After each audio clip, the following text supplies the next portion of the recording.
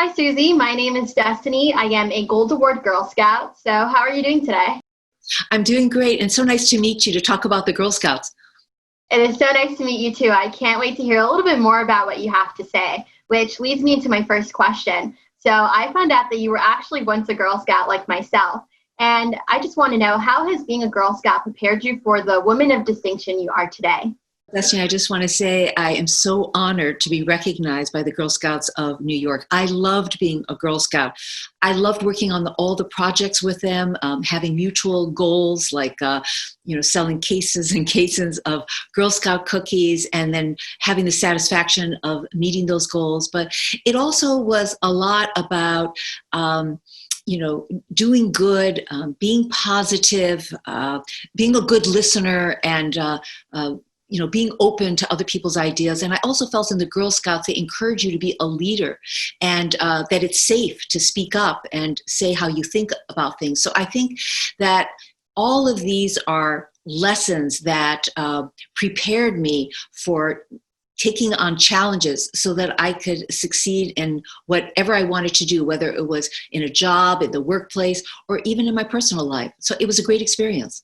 So, now, Susie, I want to know, how can young women learn from your experience as a pioneer in journalism to become self-confident leaders with powerful voices that get heard? You have to have a lot of passion. I got interested in journalism when I was in junior high school, and I was made the school newspaper, and I just fell in love with it. And then every year after that, no matter where I was, high school, college, and after college, I wanted to be in newsrooms where I'd be surrounded around journalists chasing a story. I loved reporting, interviewing people, telling their stories, and then putting it all together and broadcasting it out to everyone. For me, the internal drive and the passion is what I relied on as a source that carried me through all the hard work and the dedication to take me where I finally ended up. So now I want to know, how can women have more influence in the media industry? Well, it's been hard and it's been slow, but it's getting better. There was a time that on the Fortune 500, which is a list of the 500 biggest companies in America, there was only one woman, one CEO, and it was Katharine Graham of the Washington Post company that was on that list. Now there are 37 who are CEOs in a variety of industries. Now, 37 doesn't sound a whole lot out of 500, and you're right, but it is a record, and it's a move in the right direction. And many of the women are very powerful, very smart. So I see a lot of opportunities. It's a great time to be a woman. I wish I were starting out now, but for you and your generation, doors are opening up, not just in business, not just in media, but you see it in Washington with the Speaker of the House is a woman, so many senators, congressmen, governors, and now the vice presidential candidate running with Joseph Biden is a woman, and a woman of color. So I'm very hopeful, and I just hope a lot of good things come over the next decade and beyond. Women like yourself are proving that they're intelligent, we're powerful, and we're able to do whatever we put our minds to and can accomplish absolutely anything. Well, I hear you've been a very accomplished Girl Scout. Tell us a little bit more about your Gold Award project. It was on homelessness in New York City. Why did you choose that topic to focus on?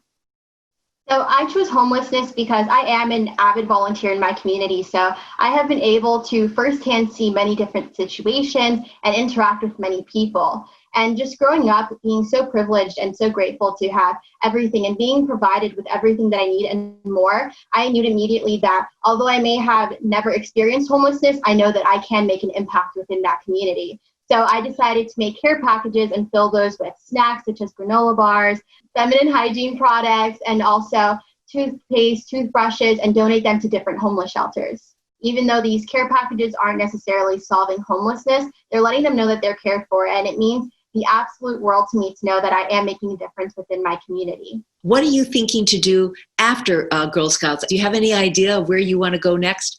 Yeah, so I want to study medias and communications at Brooklyn College in hopes of becoming a news reporter in the future. So this is exactly one of the reasons why you inspire me in so many ways, because you're basically living out my dream job.